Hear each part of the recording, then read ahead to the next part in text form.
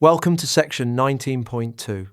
This is the 196th session of the CISSP exam prep series. In this session, we'll map the motives behind computer crime. We'll answer several questions. What actually counts as a computer crime? What are the 7 categories you must know? What is each attacker really after? How does an attacker's skill shape the evidence they leave? And why does understanding motive help you defend? Why does this matter beyond the exam? Because knowing why someone is attacking tells you how to stop them. Picture a regional utility, an online retailer, and a political non-profit. Each faces a completely different kind of adversary. When you understand what an attacker wants, you can predict their moves and harden the right targets. Defending blindly wastes effort. Defending by motive puts your energy where the threat truly is. What actually counts as a computer crime?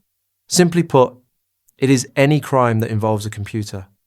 The machine might be the target of the attack, or it might be the tool used to commit the offense. Here is the framing that matters. The motives behind computer crime are no different from the motives behind any other crime. Greed, revenge, ideology, and thrill drive both. Only the method changes. Remember too that anyone who violates your security policy counts as an attacker. Think of a burglar who now picks digital locks instead of physical ones. The intent is old, but the toolkit is new. What are the categories of computer crime you need to know? There are 7, and each represents a different purpose behind an attack. Military and intelligence attacks chase secret information. Business attacks target a company's data and systems. Financial attacks pursue money. Terrorist attacks aim to disrupt and instill fear. Grudge attacks seek revenge. Thrill attacks are done for the fun of it. And hacktivist attacks push a political cause. Think of these as 7 different reasons someone breaks a window. Naming the reason tells you what they came for. What drives a military and intelligence attack? The hunt for secret and restricted information.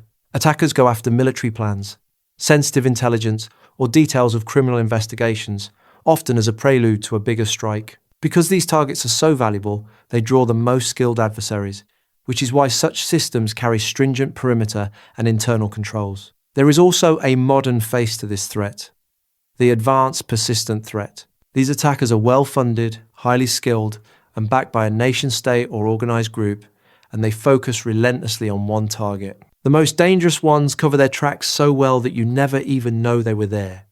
Picture a spy who slips in, copies the file, and leaves no fingerprint. What is a business attack after? A company's confidentiality, integrity, or availability. Sometimes the goal is theft of confidential information, like a secret formula or sensitive employee data, and the damage often comes later when that information is used against you. This is corporate espionage, and it has taken on a sharper edge as state-sponsored actors join the game. Other business attacks target integrity or availability instead. Ransomware is the classic example. It locks up your own data and holds it hostage until you pay to get it back. Picture a rival who either steals your recipe or padlocks your kitchen. Either way, the business bleeds. What is a financial attack trying to gain? Money or services? Plain and simple. These are the crimes you hear about most in the news, from stolen card numbers to fraudulent transfers. You can often gauge an attacker's skill by the size of the theft. Small-time attackers chase easy targets, but even tiny amounts skimmed from countless transactions can pile into millions. There is also a mercenary version, cybercrime for hire, where attackers run attacks on behalf of paying clients. A common product is the rented botnet, a network of hijacked machines leased out to flood a target and knock it offline. Picture a getaway driver who does not care about the heist, only the fee. What makes a terrorist attack different? Its goal is not information but disruption and fear.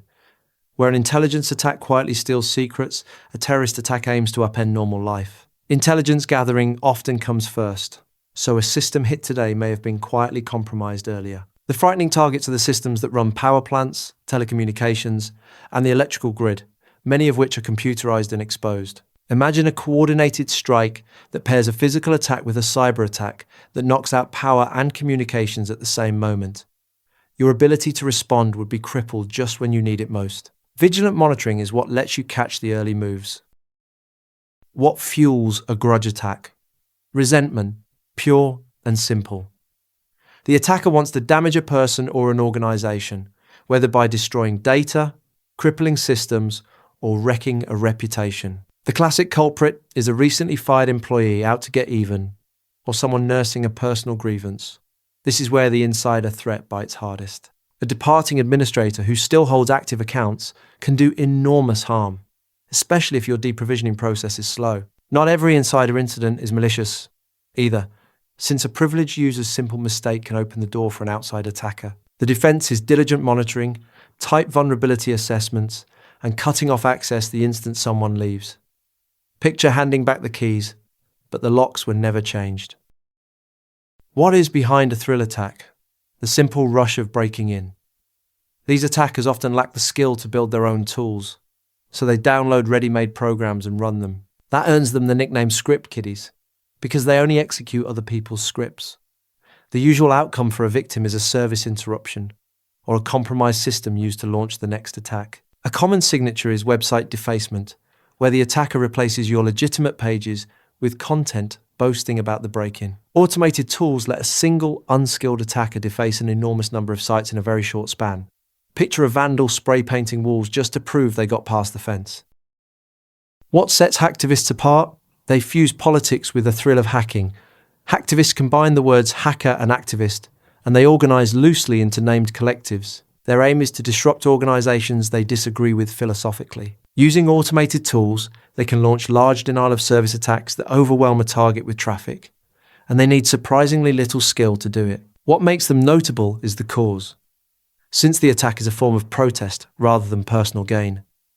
Picture a crowd blocking the entrance to a building to make a statement. The disruption is the message. So let's bring it together.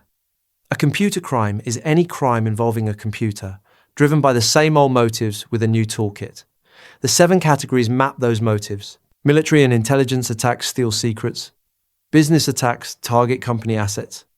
And financial attacks chase money. Terrorist attacks sow fear. Grudge attacks seek revenge. Thrill attacks chase a rush. And hacktivists push a cause. Read the motive, and you can predict the moves. That insight is what lets you defend the right assets before an attack ever lands. The MCQs covering all the topics and concepts from this session are available on rucloud.com.